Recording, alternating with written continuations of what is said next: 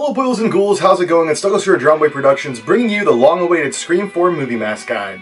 With all the previous movie mask guides, quite a bit of research had to be done simply because the history and details about the masks was not well documented during the production of the first 3 films. Some stuff was remembered, but overall, the details about the costumes and masks weren't super heavily documented. However, with this entry, since Scream was already a well-established and well-loved franchise with many people out there already collecting these masks and trying to seek out the differences, the details about these masks were well kept and well documented by the people in the production as well as some people surrounding production such as Nate Ragon. Nate was pretty heavily involved with the production of Scream 4 and a lot of the things involving the costumes, knives, and masks, as well as the fact that he received a lot of the costumes, knives, and masks after production. And all of you out there watching this video should go to Nate's channel and go subscribe to Ragon Productions. He has some pretty awesome videos and also quite a few videos involving some Scream use Scream props.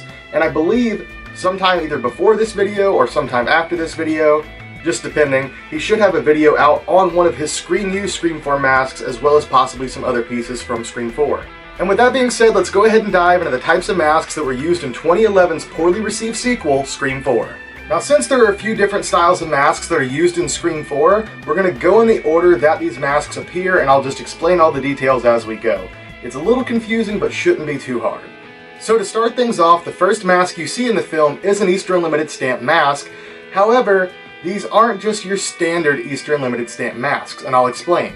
One of the things that kept this video from being done already was waiting for this piece to arrive, so I want to give a big thank you to John Lewis, aka Johnny's Collection over on Instagram, for sending in this piece to be used as an example in today's video. Here we have the Scream 4 production style mask. This was the very first production run of masks that was made for the film Scream 4. Some of you collectors out there may look at this and think of this simply as a collector's edition style mask.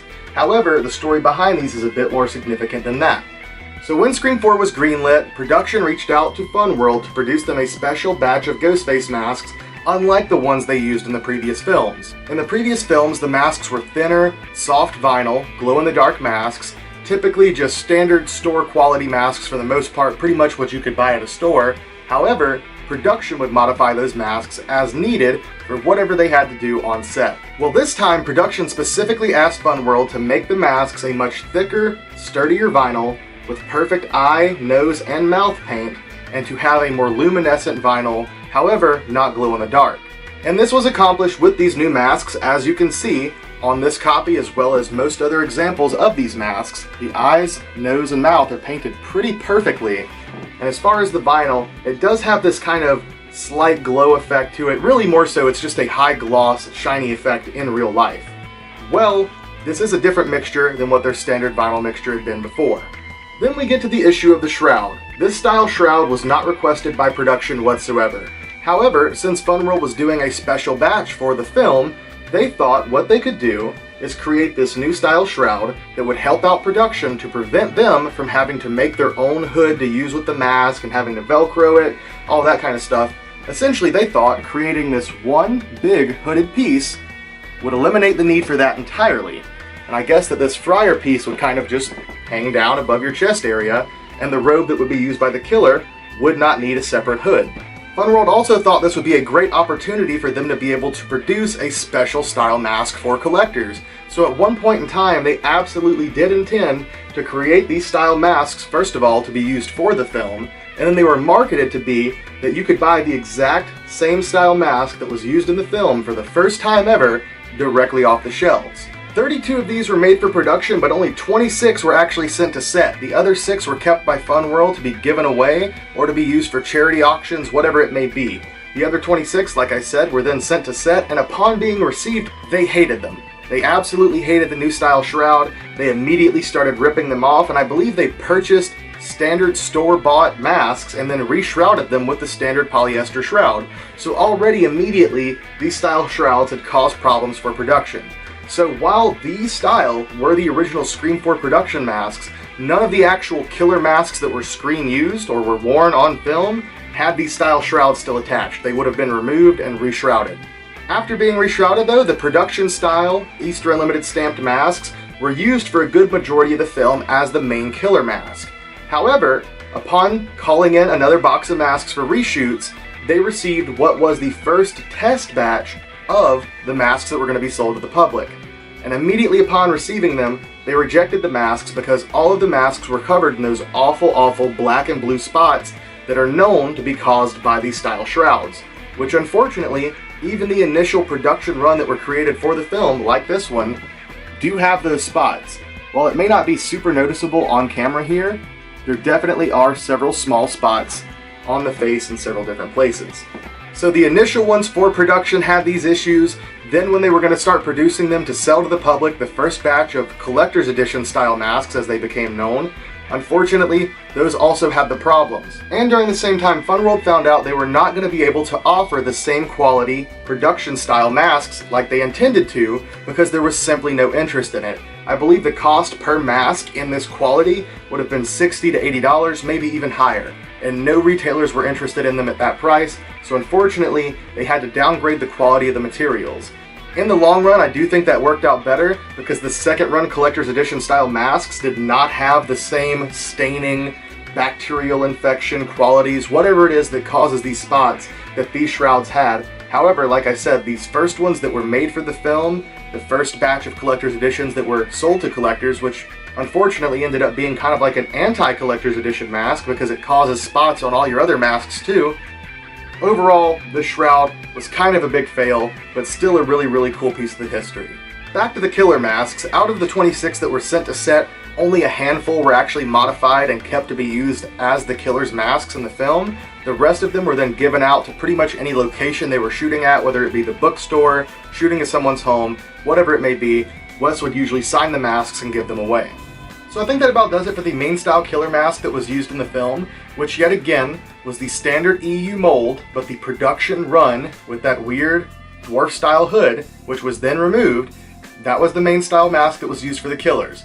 As for reshoots, the first box of masks that was requested for reshoots unfortunately came, like I said, with all those nasty blue and black spots all over it. Those were completely rejected and were not used at all. So after that mishap, production requested that Funworld send their highest quality Ghostface masks, which unfortunately they had no more of the production style or the collector's edition style masks, so all they had was their trade show quality masks, what typically you would see, yet again, being used to advertise their products at trade shows. So the third box was sent in, some masks were then chosen and used, and out of that third box, what is known to be the reshoot style masks are these TD stamped Easter Unlimited masks, or as some have grown to call them, the Walgreens style, or yet again, the reshoot style masks. Obviously the reason these masks have gained the name reshoot is because they were exclusively used in the reshoots. However, these style masks were not the only style masks to be used for the reshoots or sent in with that box of masks. Also included in the box were standard April to June 2010 Easter Unlimited stamp masks with the same style finish, same quality paint to the face. However, they did not have these weird dwarf style hoods. Both styles of masks would have been received with these style tags, the black and red Ghostface style tags attached, and the main Easter Unlimited style masks were not glow in the dark. However, the TD stamped masks were glow in the dark. And just to show you guys an example of a standard Easter Unlimited style reshoot mask, here is one of many of the masks that were sent to set. This one was modified but ultimately unused, and this is one of the standard Easter Unlimited style masks out of that third box. This one came directly from Nate Ragon, as did the first style production mask seen in this video. Now for the next couple of masks, these styles were screen used but were not worn by the killer, so I felt it was necessary to include them, but whether you include them in your collection or not is entirely up to you, as they are not killer masks. The next style masks we see in the film are these giant foam Ghostface bobblehead masks.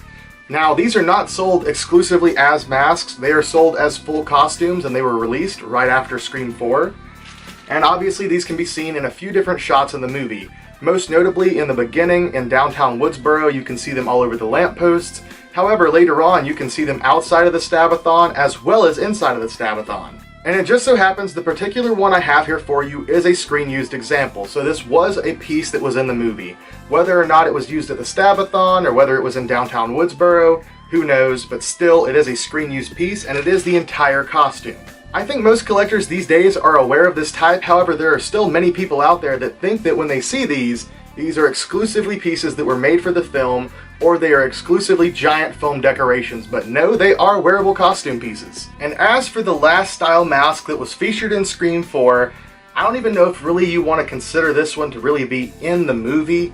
It's kind of barely noticeable, maybe. Can't even be 100% made out to be what it is for sure. However, due to this one scene, I will include it. During the Stabathon sequence, for just a split second, the camera pans over the crowd and you can see someone wearing one of these on top of their head like a hat. This is not a production style, but this is a collector's edition style, as close as I could find to one of the production styles. We have the zombie dwarf hood style mask. Yet again, this one would just be a simple retail version, but they would have been one of the hard mold zombie masks, like such, that would have been hand painted by the artist Frank McGovern, and they would have included, yet again, these weird cloth dwarf style hoods. Pretty much any of these that you would find that are the retail versions, if tagged, would have this style Scream 4 branded tag. However, the styles that were used on set came with these style tags. April to June 2010, and Zombie, no collector's edition, noting on there. And yeah, this actually did come off of one of the ones that was on set. Unfortunately, they only made 10 of them, and I think only 6 were sent to set. For the most part, they were completely unused. Even in that one scene, you can't 100% say it is one, but it does look a little bit more textured than a standard ghost face mask, so possibly it is, who knows. Now, outside of the standard zombie, they did also create the first style Scarecrow Mask for the film. Same thing, 10 of them were made, 6 of them were sent to set. However, those were completely unused in the film as far as we've seen and as far as we've heard from anyone that worked on the film. Well, I think that pretty much does it for the Scream 4 movie mask guide. I hope you guys found this guide helpful. Hope you guys really enjoyed it. And yet again, a massive thank you to Nate Ragon for all the info that helped make this video possible, as well as providing me with some of the masks used in today's video. But before we go, let's go ahead and recap the masks that were used in the film. So, the production style, pearlescent finish, April to June 2010 dwarf style hood masks were the main style masks that were used in the film. However, they were completely reshrouded. So if you out there are trying to get one, pretty much the closest thing you're going to be able to find is one of these. A standard polyester shroud, April to June 2010 run with the pearlescent finish, tagged if you want, Easter Unlimited stamp mask. And yet again, these were technically used for reshoots as well, so it would count for both types. The production styles are pretty hard to come across, and really, even as a collector, unless you really just want it for the provenance of it having been on set, not that big of a deal. And for the second style mask, we would have, yet again, the Easter Unlimited TD stamp, same style tag, April-June 2010 run mask, glow-in-the-dark version. All of the standard EUs are non-glow, whereas the TD stamp masks are glow-in-the-dark. And then for the Stabathon in downtown Woodsboro, you have these giant foam bobblehead costumes. And as for the zombie, the collector's edition style is pretty much as close as you can get, but yet again, barely even featured, if it even really was featured, if you even want to call that featured, but still, they were a style mask that were produced for the film, they were on set, they were there, they are part of the history, so there you have it.